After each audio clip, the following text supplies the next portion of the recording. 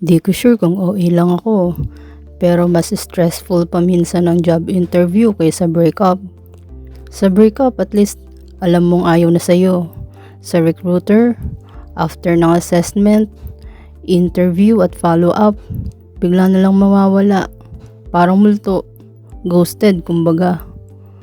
At mapapaisip ka na lang, may nasabi ba akong mali? Masyado na ba akong matanda? Overqualified ba ako? O baka naman, hindi lang talaga ako yung hinahanap nila. Nakakatawa kasi iba na talaga ang job hunting ngayon.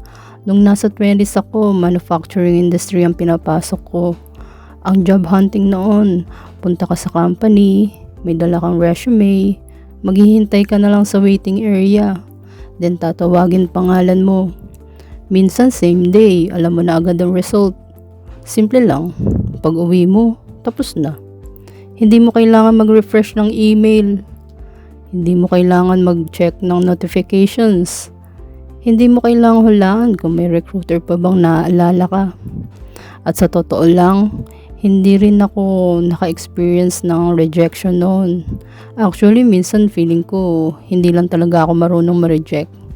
Hindi dahil magaling ako Hindi lang talaga ako exposed sa ganun.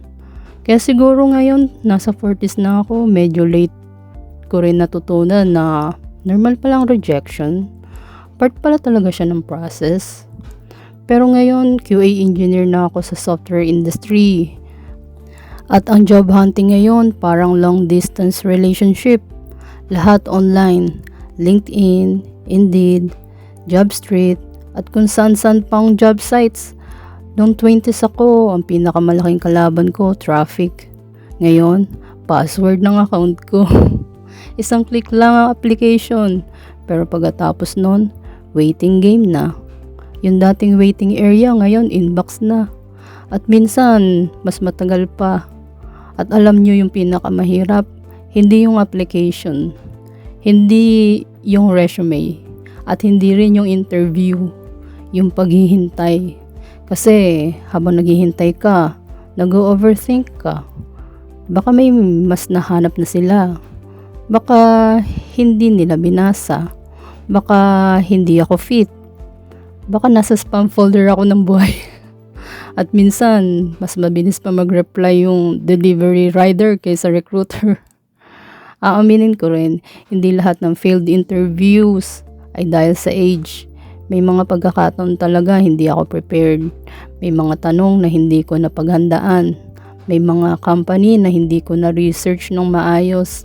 At minsan, pagkatapos ng interview, doon ko lang naiisip yung tamang sagot. Yung tipong hating gabi na, bigla akong mapapabangon. Ayun, dapat yung sinagot ko Late na.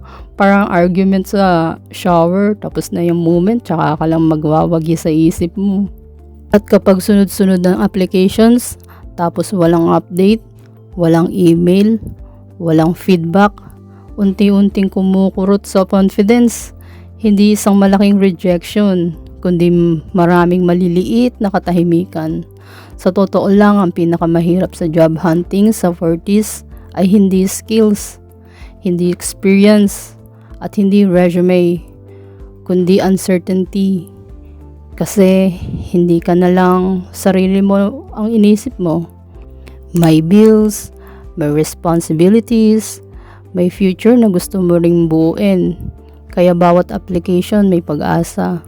At bawat silence may konting bigat. Pero may natutunan ako sa season na to. Confidence is not a feeling ready every day. Confidence is showing up anyway. Confidence is trying again kahit pagod ka na. Sa totoo lang, wala pa akong perfect success story. Nasa gitna pa rin ako ng journey. Still applying, still learning, still improving. Pero ngayon mas malinaw na sa akin. Noong 20s ako, ang goal ko lang makakuha ng trabaho. Ngayon, nasa 40s na ako.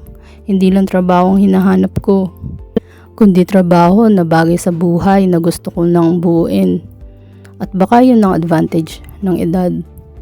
Mas kilala mo na yung sarili mo. Mas alam mo na ang worth mo. Mas alam mo na kung saan ka hindi dapat mag-settle.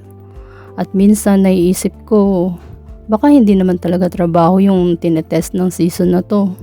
Baka patience, baka confidence, baka yung kakayahan mong bumangon ulit kahit walang kasiguraduhan.